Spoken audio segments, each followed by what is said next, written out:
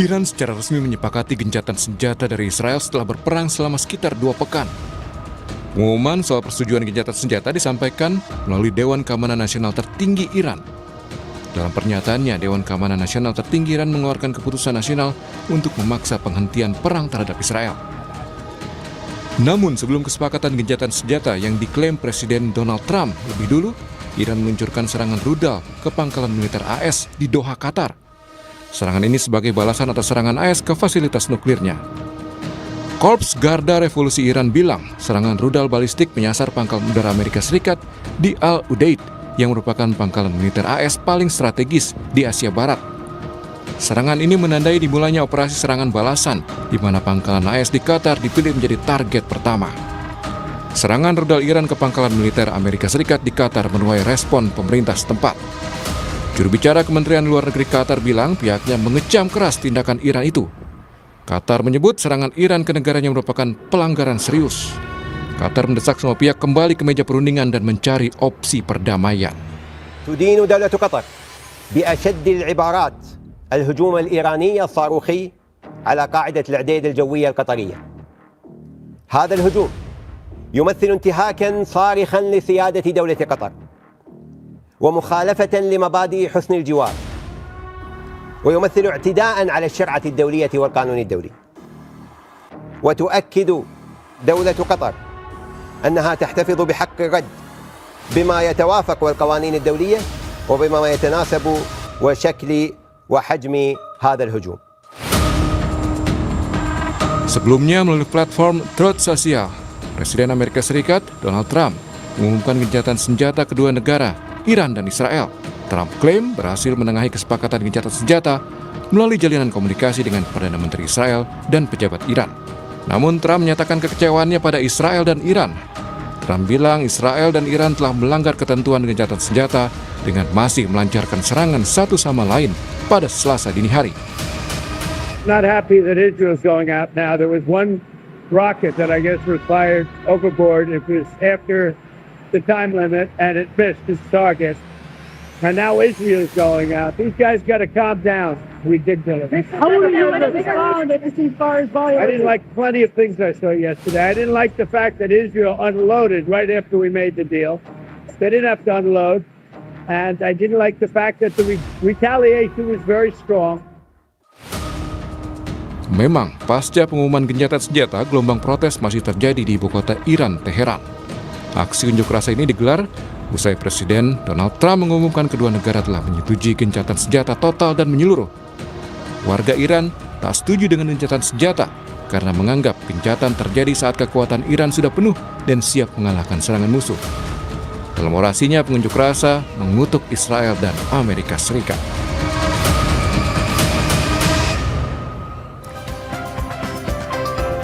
Saudara, soal gencatan senjata Iran-Israel yang paling penting adalah bagaimana benar-benar menghentikan perang kedua negara. Kita akan ulas bersama pengamat geopolitik dan juga hubungan internasional yang juga pernah menjabat sebagai Dubes RI untuk Iran 2012-2016, Dian Wirengjurit dari sambungan Zoom. Selamat pagi Pak Dian. Pagi Mas Fernando. Ya, dan hadir juga di studio saudara pengamat Timur Tengah Pak Hasibullah Satrawi. Selamat pagi Pak. Selamat pagi Mas Bram. Baik, selamat pagi. Saya ke Pak Hasibullah dulu. Pak Hasibullah, ini yang paling utama, yang paling penting pertanyaannya adalah ketika ada gencatan senjata antara Iran dan Israel yang disebutkan dan sudah disepakati oleh kedua negara, sudah dinyatakan secara resmi, Anda melihatnya bakal ademkah atau amit-amit gitu ya? Ada kemungkinan-kemungkinan lain setelah ini? Ya, begini Mas, kita harus membacanya secara lebih jernih dan satu persatu. Sebenarnya kan ada dua konflik dalam satu eskalasi ini. Yaitu yang pertama adalah Iran dengan Israel, lalu yang kedua Iran dengan Amerika. Gara-gara Amerika masuk di lintasan tanggal 22 kemarin melakukan serangan itu. Nah, saya melihat dari berbagai macam perkembangan yang ada, terutama juga di Amerika, maka mengharuskan ini untuk melakukan gencatan senjata. Ini mungkin nanti di segmen berikutnya kita urai. Karena misalkan salah satu dampak kepada kepentingan politik dalam negerinya Amerika tidak tanggung-tanggung. Ini akan betul-betul menimbulkan efek domino. Kalau ini lanjut di antara Iran dengan Amerika. Nah, oleh karena itu saya melihat posisi Amerika sendiri dengan Donald Trump yang memang politiknya zigzag ya, berada pada kondisi di mana dia membutuhkan genjatan senjata ini. Jadi saya mengamatin ini sudah mendekati 24 jam semenjak jam 7 waktu setempat kemarin diumumkan diberlakukan, atau jam 11 siang kurang lebih waktu Indonesia Barat. Sekaligus saya mengkoreksi kemarin di TV lain saya terbawa dalam logika jam di sini, jadi agak kurang pas penjelasannya. Jadi ini kan berarti sudah melewati 12 jam pertama. 12 jam pertama berarti itu antara jam 11 siang di kita sampai jam 11 malam. Itu 12 jam pertama. Nah, di 12 jam pertama masih terlihat memang adanya gondok-gondokan kalau kata orang di sini. Karena memang dua pihak di antara Iran dengan Israel ini dua negara yang sama-sama kuat faktanya sekarang. Bahkan saya bilang perang ini membuka realitas baru tentang kecanggihan senjata Iran yang sekarang sudah tidak akan bisa lagi dilupakan orang. Penguasa Timur Tengah secara militer bukan hanya Israel, tapi Amerika Iran bisa mengimbangi itu. Jadi ini faktanya. Jadi negara sama-sama kuat seperti ini dipaksa oleh Trump terutama untuk melakukan sebuah genjatan senjata, karena di peta konflik di antara Iran dengan Amerika yang saya bilang tadi, situasinya mengharuskan ini untuk berada dalam sebuah genjatan senjata. Oleh karena itu menurut saya faktornya sekarang ini, termasuk ini udah mendekati 24 jam, ya kurang beberapa jam lagi berarti kan, maka kuncinya adalah Amerika. Yang kita lihat memang sempat di 12 jam pertama ada dinamika, karena memang kurang lebih 45 menit atau 15 menit menuju jam 7 itu masih habis-habisan itu. Dimulai dari Amerika nyerang, Iran nyerang, Israel nyerang sampai membunuh salah satu ahli nuklirnya Iran, dan dibalas dengan serangan yang keras sekali. Itu sampai 4 atau 5 korban jiwa, belum lagi kehancuran-kehancuran yang luar biasa. Nampaknya Israel juga tidak terima dengan itu, karena itu pas di kurang lebih jam 7.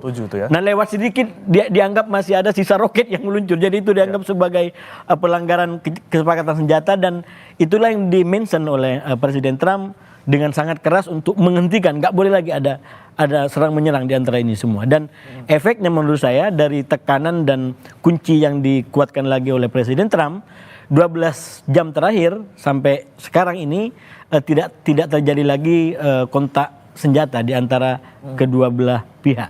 Jadi kuncinya menurut saya ada di komitmen Presiden Trump dan Amerika. Walaupun memang dari Iran dan juga Israel sama-sama ngotot, sama-sama tidak mau mengaku kalah gitu ya, sama-sama keras, masih punya dendam, masih punya panas yang membara di diri mereka masing-masing, tapi di sini berarti memang satu-satunya ataupun kuncinya ada di Trump sebenarnya. Kalau misalnya Trump tidak muncak-muncak kemarin ketika Israel kemudian terakhir balas serang lagi karena dianggap melanggar gencatan senjata, berarti bisa jadi akan lanjut dong, Pak. Iya, ini menurut saya memang harus ada perubahan logika berpikir tentang keamanan dan perdamaian di Timur Tengah. Kalau kita betul-betul ingin sebuah perdamaian yang permanen. Kalau selama ini kan terus terang logikanya itu adalah mendukung Israel untuk menjadi penguasa mutlak dengan berbagai macam kecanggihan teknologi militer yang tidak bisa diimbangi oleh negara manapun, termasuk katakanlah negara-negara sekutu dekat Amerika yang lain yang dari bangsa Arab misalkan, yang sempat ditarget juga oleh Iran misalkan, itu kan tidak bisa mengimbangi itu. Nah kalau begitu kan berarti logikanya bukan perdamaian, tapi logikanya adalah pemaksaan melalui satu negara yang superior di segala sisi. Nah ini yang menurut saya dengan perang sekarang 12 hari ini dirombak oleh sistemnya Iran, dibalikkan dengan kenyataan baru, suka atau tidak suka, Iran sekarang menjadi penguasa baru di Timur Tengah yang saya yakin itu akan memberikan dampak ke depan. Oleh karena itu menurut saya di level ide tentang perdamaian ke depan tidak bisa lagi cukup dengan ide superiority seperti ini.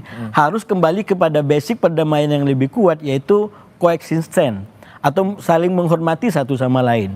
Nah ini yang menurut saya harus betul-betul ditumbuhkan ke depan, bukan lagi satu negara dijunjung setinggi-tingginya, diangkat setinggi-tingginya, lalu yang lain tidak diberikan kemampuan untuk jangankan menyamai, mendekati saja tidak dimungkinkan. Nah ini kan kalau kita punya desain gitu, kalau kata salah satu pejabat di Iran, mungkin infrastruktur nuklir Iran bisa dihancurkan, tapi ilmu yang sudah mereka kuasain itu tidak akan bisa dihalangi. Jadi ini realitas baru yang menurut saya kita harus adaptasi dengan ini semua. Di sini Iran juga ada kesempatan untuk menunjukkan bahwa ya saya juga punya power di sini dan bukan satu-satunya Israel yang punya di wilayah Timur Tengah ini. Kemudian saya ke Pak Dian Wirangjurit. Pak Dian, Anda melihat memang di sini kata Pak Hasibullah tadi adalah peran Amerika Serikat sangat besar, terutama Presiden Trump untuk bisa menghentikan serangan antara kedua negara. Dia yang juga pertama kali kemudian mengatakan ataupun mendeklarasikan gencatan senjata, tapi dari kedua negara sendiri Anda melihat karakternya seperti apa sebenarnya Pak Dian, dari Iran maupun Israel, karena sama-sama pemimpin negara masing-masing ini masih kayak ngotot gitu Pak dari pernyataannya ketika gencatan senjata sudah sama-sama disepakati. Terima kasih Mas. Begini, pertama saya mau coba sedikit tentang gencatan senjata ya. Harus diingat bahwa yang namanya gencatan senjata adalah penghentian kontak senjata sementara, Mas. Jadi segala sesuatu masih mungkin terjadi pasca gencatan senjata ini yang mungkin gagal kalau salah satu pihak tidak punya komitmen untuk menepatinya. Saya mau mengingatkan yang namanya Netanyahu, yang namanya Presiden Donald Trump itu susah dipercaya. Karena beberapa kasus menunjukkan komitmen yang mereka sampaikan tidak dilakukan, bahkan dilanggar. Contohnya paling gampang, ketika tanggal 10 itu, ini berkali-kali saya sampai mengingatkan, tanggal 10 Juni itu delegasi Iran dan delegasi Amerika bertemu untuk melanjutkan perundingan damai yang dulu dibubarkan oleh Donald Trump, JCPOA itu. Mereka menganggap akan ada suasana tenang. Ternyata 3 hari kemudian Israel menyerang Iran. Sama halnya tanggal 20 Juni ketika Presiden Donald Trump menyatakan setelah perang seminggu Israel dan Iran, Amerika Serikat akan melihat 2 minggu ke depan apa yang akan dilakukan dalam konteks ini. Ternyata gak nyampe 2 minggu udah langsung serang ya Pak ya? Tidak sampai 2 minggu, 3 hari langsung diserang. Nah, saya belum lagi kalau kita bicara kembali soal Gaza ya, berapa kali gencatan senjata yang katanya sudah disepakati dilanggar Israel.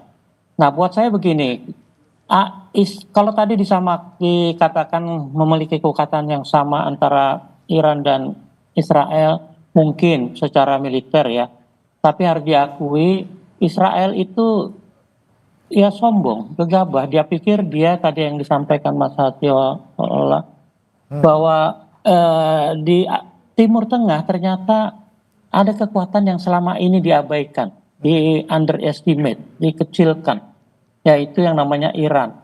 Mereka Israel istilahnya itu apa ya, jor-joran di Gaza, dihancurkan, dibasmi, genocide dilakukan di sana. Sebagian energinya saya yakin sudah terkuras di sana, termasuk semangat para prajuritnya. Nah, sekarang mencari medan baru, medan laga baru dengan mengusik Iran yang selama ini sudah menahan diri dengan serangan mendadak. Dan saya tidak heran kalau balasan Iran akan sangat frontal dan total. Dan sekarang terbukti praktis Israel itu sudah tidak berkutik kok. Israel itu kan tidak akan bisa bertingkah atau menganggap diri paling hebat di Timur Amerika Tengah ya Pak? tanpa Amerika. Sama sekali tidak. Nah, itu yang dilupakan oleh Israel, seakan-akan Amerika itu ya mungkin dianggap dewanya, mungkin dianggap induk semangnya, terserah, tapi yang pasti sekarang dia mendapatkan pelajaran. Nah, saya mau mengingatkan begini, kembali kepada tadi perkataan ceasefire tadi. Di Amerika sudah sejak lama beredar karena dia selalu menganggap negara lain itu sebagai apa ya, tidak akan mampu menghadapi dia. Ada poster yang selalu beredar itu. Trust no one, artinya jangan percaya siapapun.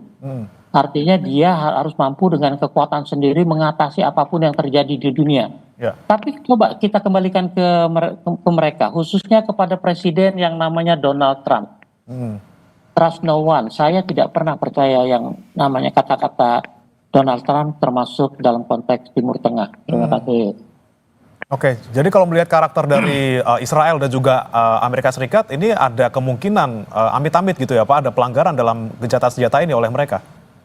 Saya bukan mendahului, tapi yang pasti Iran tentunya tidak akan diam saja dengan kata-kata yang memukau itu, yang menidurkan itu. Saya pikir Iran tetap akan siap sedia begitu Israel atau Amerika melanggar, dia akan pasti lebih siap. Karakter Iran, tadi ditanyakan karakter Iran.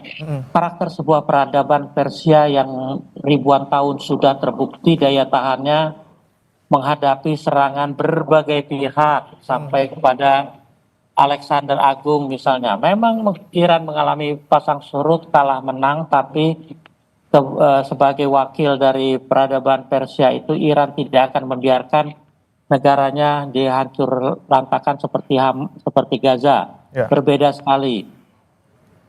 Oke.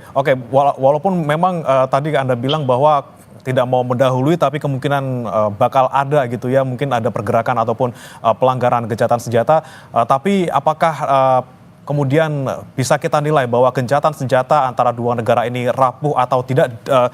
Sementara memang kalau kita lihat di sini ada kepentingan yang sangat banyak baik dari Amerika maupun sekutu-sekutu dari masing-masing Iran maupun Israel. Nah, ini apakah cukup untuk bisa membuat gencatan senjata ini bertahan? Kita akan bahas setelah ini. Bapak-bapak tetap bersama kami di Sapa Indonesia Pagi. Kembali di Sapa Indonesia Pagi, saudara, masih membahas terkait bagaimana kemudian kemungkinan gencatan senjata antara Iran dan juga Israel ini membawa perdamaian di antara kedua negara.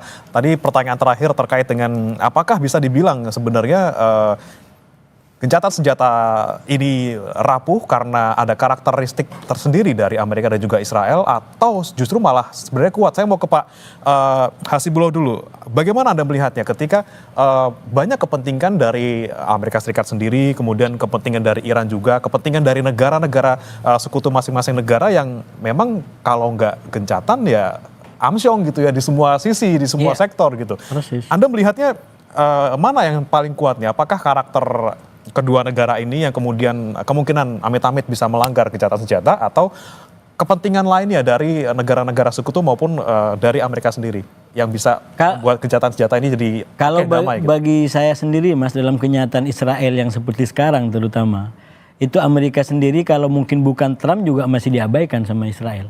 Kita lihat di zamannya Joe Biden yang tadi disampaikan oleh Pak Dian, itu berapa kali Joe Biden dibikin kecele istilahnya. Udah diumumkan gencatan senjata. Netanyahu nggak pernah mau tunduk. Jadi memang di level Israel sendiri mungkin hanya Trump yang bisa menjinakkan, yang bisa memaksa dia untuk ikut dalam skenario dia. Kalau Iran sebenarnya kan secara prinsip istilahnya dari kapan aja bisa gencatan senjata, karena logika dia adalah logika bertahan. Jadi kalau lawan berhenti, kami akan berhenti. Kami juga nggak cari masalah. Jadi artinya kata orang Jawa, sak waya-waya dia bisa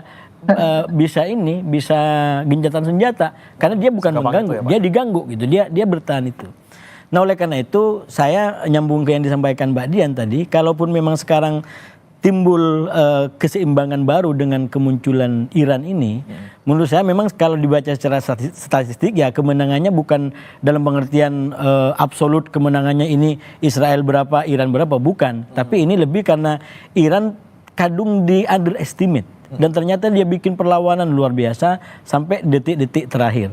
Walaupun secara kekorbanan luar biasa di Iran banyak gitu, termasuk ahli-ahli nuklir, ulama-ulamanya, termasuk pemimpinnya itu kan luar biasa gitu. Dan itu bagi orang yang baca sejarah Iran, istilahnya Iran sudah terbiasa kehilangan tokoh-tokoh utamanya dibunuh oleh Israel. Dan itu tidak akan melemahkan, tapi justru menguatkan. Kalau udah biasa perang, sudah biasa jiwa berjuang dan berperangnya sudah dari dulu gitu ya. Persis gitu. Nah, saya justru melihatnya begini dalam konteks lagi-lagi yang Iran di underestimate terutama oleh Israel. Ini menjadi istilahnya saya sampaikan dulu di sini itu ketika Israel melakukan serangan ini kan minimal 4 yang dia bisa amankan ambisinya Netanyahu. Katakan mengamankan ancaman Iran, kemudian dia bisa memenangkan pertarungan di Gaza, lalu dia mendapatkan posisi kuat lagi dalam negerinya, dan mungkin dapat empati di tingkat global dari negara-negara Eropa yang selama ini sudah mulai bikin jarak.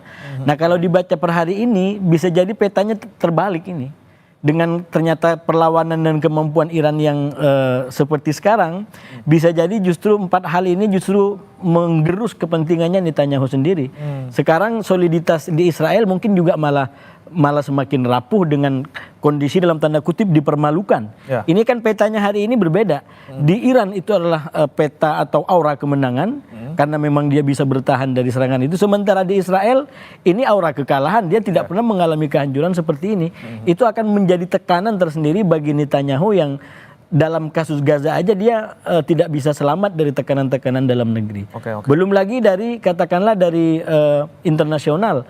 Itu memang beberapa negara sempat kayak mulai lirik lagi Israel, tapi ini gencatan senjata lebih cepat dan beberapa negara yang lain tetap keras, terutama Spanyol misalkan itu keras sekali sama Israel gitu. Jadi saya justru melihat justru dengan begini kondisi Israel yang asalnya 4 diharapkan dia dapat, justru bahasanya sampean tadi jadi amsyong ini.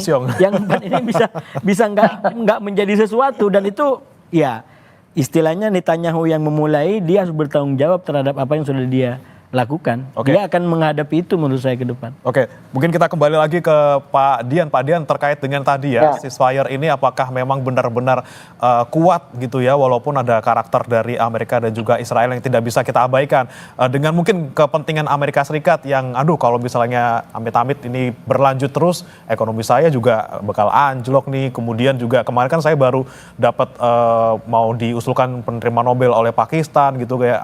Nah, Anda melihat gencatan senjata ini tuh bagaimana Pak? Apakah akan kuat dengan adanya kepentingan-kepentingan terutama dari Amerika Serikat atau seperti apa? Terima kasih. Begini, saya ini menarik, melanjutkan Mas Hasibullah juga ini. Sebenarnya semuanya simpel kok. Dari pengalaman sejarah ya.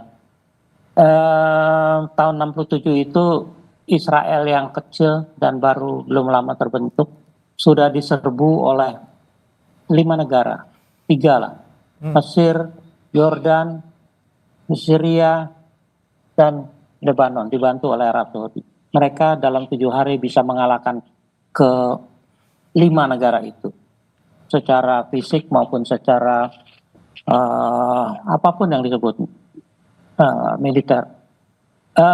Dari pengalaman itu Israel beranggapan dia punya kekuatan yang luar biasa. Ketika negara-negara itu kalah, Mesir kehilangan Sinai misalnya, Syria kehilangan Golan, Lebanon kehilangan El Sab, Yordania kehilangan tepi barat. Sebagian negara berdaulat yang kuat di Timur Tengah mereka kalahkan dalam 7 hari. Ketika mereka sekarang menghadapi katanya ancaman dari yang namanya proksi Iran, Hamas, Hezbollah, dan Houthi, tentunya tidak sebanding dengan negara-negara tadi. Dengan mudah mereka tundukkan, walaupun dalam konteks sekarang tidak mudah seperti dulu ya. Hamas dihancur lantakan, Hezbollah dilumpuhkan juga Houthi. Mereka beranggapan andalan proksi ini adalah Iran. Jadi kalau Iran sekarang sudah kehilangan mitranya, Iran mungkin tidak punya kekuatan lagi karena Iran sudah habis juga dananya, energinya, manpowernya dan sebagainya menghadapi sanksi. Jadi situasi secara kasat mata, di mata Israel mungkin Iran memang lemah ya. Sudah kalah di proksinya, sekarang lemah, makanya dianggap serangan Israel akan dapat segera menundukkan Iran. Ternyata salah besar, dunia kaget, kita semua kaget, terutama Amerika. Nah dalam konteks ini Iran tidak akan pernah membiarkan lagi negaranya dalam kondisi yang terbuai oleh janji-janji.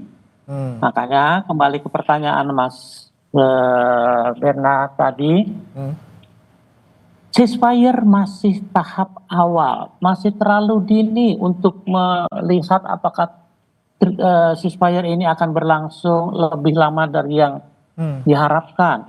Karena perang pengalaman tadi, buat saya sekarang apapun yang terjadi, kalau saja Israel kemungkinan besar sudah, mungkin kalau ayam itu apa ya, kepalanya udah nunduk karena kalah tuh. Ya. Tidak akan terlalu terlalu gegabah, tidak akan terlalu congkak, tidak akan terlalu arogan seperti dulu. Buat saya ini pelajaran penting buat Israel tuh, apalagi rakyatnya sendiri sudah jenuh dengan kebijakan Trump. Tapi yang harus dicatat terakhir ini adalah bahwa semua ini tidak akan terjadi tidak akan terjadi kalau saja tidak ada tokoh-tokoh seperti yang namanya Netanyahu dan Trump. Oke, di Iran sekarang posisinya masih siaga 1 gitu ya Pak, masih kemudian jangan sampai ada pelanggaran dan dia tetap siap, kalaupun misalnya ada pelanggaran dia siap untuk melakukan balasan. Saya mau ke Pak Hasibullah lagi, Pak Hasibullah. Ya. Anda melihat kalau ketika sudah ceasefire, walaupun terakhir memang Iran kemudian menyerang Qatar walaupun di pangkalan militer Amerika Serikatnya. Anda melihat peta Timur Tengah ketika ada serangan dari Iran di wilayahnya Qatar, kemudian bagaimana hubungannya dengan negara-negara lain ya seperti Arab Saudi, Uni Emirat Arab. Ini apakah menjadi satu langkah yang dalam tanda kutip salah untuk posisi Iran di Timur Tengah sendiri? Iya, saya rasa memang peta kekuatan di antara Iran dengan Amerika itu butuh segmen tersendiri itu Mas Buktinya. Ini kan semua yang kita bicarakan adalah peta kekuatan di antara Iran dan Israel. Itu oke, cukup sampai di sini. Bagaimana Iran dengan Amerika? Menurut saya memang secara analisa saya bisa sampaikan Iran butuh kalkulasi lebih lanjut. Dan bentuk kalkulasinya itu makanya dia datang ke Rusia untuk memastikan kira-kira backupnya ini seperti apa. Nah saya menduga pertemuan dengan Vladimir Putin itu tidak terlalu mendukung untuk perang total dengan Amerika. Sekali lagi Amerika kalau bagi Iran itu nggak ada bedanya dengan Israel. Malah selalu dikatakan Amerika itu setan besar, kemudian Israel itu setan kecil. Itu doktrinnya mereka begitu dalam konteks memetakan lawan-lawannya gitu. Nah ketika melakukan serangan seperti ketiga fasilitas nuklir tadi, saya yakin Iran juga mengkalkulasi apa yang mau dilakukan. Nah saya menduga mungkin pertemuan dengan Putin itu tidak terlalu mendukung untuk perang total. Karena itu lalu kemudian mulai saya menduga memang Iran sendiri memberikan harapan tentang gencatan senjata terutama dengan Amerika ini. Karena itu di dalam peristiwa-peristiwa selanjutnya, sekali lagi setelah dibaca sekarang ya, kalau sebelumnya agak terkaget-kaget kita membaca perkembangan detik demi detik. Misalkan waktu ketemu dengan Vladimir Putin, lalu kemudian setelah itu ada kejadian nyerang Qatar. Saya waktu itu sempat menduga ini akan perang lebih besar lagi, ternyata setelah itu Trump umumkan gencatan senjata. Nah, dari semua peristiwa ini menurut saya bisa kita ambil kesimpulan awal beberapa. Salah satunya adalah bahwa memang ya Qatar itu saya menganggap sebagai serangan penutup yang mungkin dikompromikan agar di antara Iran dengan AS ini tidak lanjut perangnya. Oke. Nah, kenapa Qatar sedikit lah ya? Iya, kenapa Qatar dipilih? Karena itu yang dalam tanda kutip lebih mendekati harga kesalahannya dari yang sudah dilakukan oleh AS dengan menyerang langsung 3 fasilitas nuklir Iran. Dan formula di dalamnya kan sudah dalam tanda kutip sudah terencana dengan baik, walaupun itu udah nyampe ke pangkalan, tidak ada yang jadi korban. Jadi Amerika juga bisa punya alasan untuk tidak terus balas-membalas karena ya kerugiannya juga tidak terlalu besar. Cuman saya melihat yang kedua begini juga Mas, kalau seumpamanya Iran lanjut dengan serangan terus membabi buta kepada pangkalan-pangkalan militer Amerika di Timur Tengah ini, saya khawatir justru Iran terjebak lebih dalam skenario-nya Netanyahu. Oke, jadi udah kecemplung dikit gak apa-apa nih, udah narik. Ya, skenario Netanyahu kan begini sebenarnya. Netanyahu itu maunya kalau bisa yang berperang lawan musuh-musuhnya adalah Amerika. Jadi Israel di dalam aja nggak perlu keluar senjata gitu. Jadi Amerika aja yang perang. Itulah krisis Irak gitu. Ya. Dia yang mulai soal isu nuklir, lalu kemudian diproses oleh Amerika yang hancur-hancuran, babak belur, berlama-lama, Israel yang menang, yang enak di dalam gitu. Saya juga menduga perang sekarang ada arah ke sana. Karena itu dengan berbagai macam cara Netanyahu narik Trump untuk masuk. Dan di satu fase seakan-akan kita baca Trump masuk dalam skenarionya Netanyahu. Yaitu ketika nyerang Iran kan, itu berubah langsung. Wah, tapi ini Netanyahu juga nggak mudah dipegang, karena itu Trump nggak mudah dipegang. Tiba-tiba dia bikin umum kan gencatan senjata begini. Jadi itu betul-betul membalikkan skenario yang ada. Sempat terjebak, kemudian skenario malah kemudian kalau seumpamanya Iran gara-gara sudah diserang Amerika lalu dia nyerang seluruh pangkalan, yang akan diuntungkan adalah Netanyahu. Kenapa? Karena minimal Iran akan menjadi common enemy baru. Yang awalnya sebelum serangan Amerika common enemy-nya adalah Israel, karena dia sebagai sumber instabilitas. Kalau Iran lanjut, nyerang Bahrain, nyerang Qatar, nyerang Arab Saudi, nyerang Turki, nyerang Irak, semua ini diserang. Satu, itu sudah pasti dipastikan melanggar yang namanya kedaulatan negara lain. Oke, jadi Amerika sudah sadar di tepat di waktunya nih Pak. Kenapa? Amerika sadar di waktu yang pas ini mungkin ketika mungkin terjebak dalam skenarionya. Kalau mau baca Israel. Amerika sebenarnya itu banyak elemen yang harus dibahas, termasuk dampak kepentingan politik dalam negerinya. Dan juga latar belakang katakanlah Trump sendiri yang saya menganggap dia terjebak sekarang ini di antara karakter aslinya yang keras dengan karakter kampanye yang diharapkan untuk menjadi penyelamat perang gitu. Kan kalau kita baca Republik, katakanlah selama ini seperti Bush junior dan senior kan karakternya kita kenal keras. Jadi Trump agak mirip-mirip di situ. Tapi kan harus dipahami Trump ini menjadi presiden, salah satu kampanyenya adalah karena dia ingin menghentikan perang. Jadi dia ingin menjadi kayak semacam antitesa daripada Biden yang waktu itu dijebak oleh Netanyahu untuk berperang terus gitu. Nah, oleh karena itu saya melihat justru dengan melakukan perubahan ini menjadi tidak masuk dalam skenarionya Netanyahu, dia bikin skenario sendiri, maka yang pertama dia akan kembali pada kepentingan dalam negerinya Amerika, terutama dengan gerakan ekonominya yang MAGA itu, sehingga dia bisa wujudkan janji-janji kampanyenya, dan itu menurut saya nyambung dengan kepentingannya Iran yang sudah menampakkan kedaulatannya dan kebesarannya di kawasan. Oke, baik, saya ke Pak Dian. Ini terakhir Pak Dian, Anda melihat tadi pernyataan Pak Hasibullah, sebenarnya ada skenario yang kemudian tidak diikuti oleh Amerika Serikat, seperti itu ya Pak ya. Kemudian apakah memang ini kemudian bisa menguntungkan ke semua pihak, baik Amerika Serikat, kemudian Iran maupun misalnya di Israel juga, walaupun Israel di sini juga kelihatannya agak rugi gitu ya Pak ya, dan bisa kemudian mendorong ke perdamaian sebenarnya. Terima kasih. Saya setuju sekali sama Mas Hasibullah. Kalau Iran terpancing dan menyerang pangkalan-pangkalan Amerika di sana, maka akan backfire bagi Iran sendiri. Tapi mari kita melihatnya seperti ini. Apa sih, berapa banyak sih pangkalan Amerika? Banyak memang. Di dunia ini ada 800-an pangkalan Amerika dimanapun. Dan konsentrasinya memang banyak di Timur Tengah. Mungkin hampir 100. Pangkalan itu kan di satu negara bisa ada berapa ya?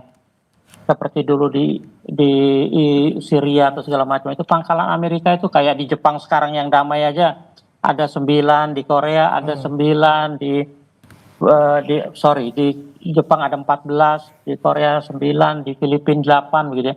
Di tempat-tempat yang tidak ada apa-apa aja pangkalannya dipertahankan dengan kesiagaan. Apalagi di kawasan yang namanya hotspot. Timur Tengah salah satu hotspot tradisional. Nah, pangkalan-pangkalan Amerika itu apa sih tujuannya? Satu, melindungi Israel. Karena di sana tidak ada lagi pergolakan besar seperti perang-perang tahun 67, tahun 73, apalagi tahun 80, 90 ketika Irak menyerang Israel, ada yang perang Gulf segala macam ketika Kuwait menginvasi. Irak menginvasi Kuwait, tidak ada lagi. Jadi semua konsentrasi pangkalan militer itu memang untuk menunjang kemampuan pertahanan Israel. Dan karena doktrina Israel memang mengikuti induknya untuk coba-coba ofensif, sementara tadi dikatakan negara benar oleh Mas Hasiholo bahwa Iran itu pada dasarnya defensif. Jadi Iran sebenarnya tidak terlalu memikirkan urusan itu, urusan Israel. Sampai ketika kepentingan nasionalnya, territorial integrity-nya diganggu oleh Israel. Nah, kalau sekarang Iran berani mulai menjawab serangan Amerika dengan menghancurkan pangkalan militer di Qatar, itu bukan tanpa alasan. Pangkalan militer di Qatar itu pangkalan pusatnya karena serangan Israel dan Amerika selama ini dilakukan lewat udara karena memang itulah cara satu-satunya. Makanya nomor satu menjadi sasaran adalah Qatar, dan saya yakin Qatar sama Iran itu hubungannya baik. Meskipun jelas melanggar teritorialnya Qatar, tapi pasti sudah ada komunikasi antar mereka. Ya, oke, baik. Kita harapkan semoga Pak, walaupun misalnya tadi Anda menyebutkan bahwa ada kemungkinan gencatan senjata ini kemudian ada dalam tanda kutip diganggu seperti itu dengan adanya pelanggaran-pelanggaran, namun kita harapkan semoga ini menjadi langkah awal dari kedua negara dan juga nanti terutama bagaimana kondisi geopolitik di Timur Tengah semoga kemudian bisa lebih stabil dan juga tidak berlanjut serangan-serangan maupun perang di antara negara-negara Timur Tengah. Terima kasih Pak Dian Wirangjurit, pengamat geopolitik dan juga hubungan internasional, dan sekaligus Dubes RI untuk Iran 2012-2016, dan juga sudah hadir Pak Hasibullah Satrawi, pengamat Timur Tengah, sudah bergabung bersama kami di Sapa Indonesia Pagi. Selamat pagi Bapak-bapak, salam sehat. Terima kasih.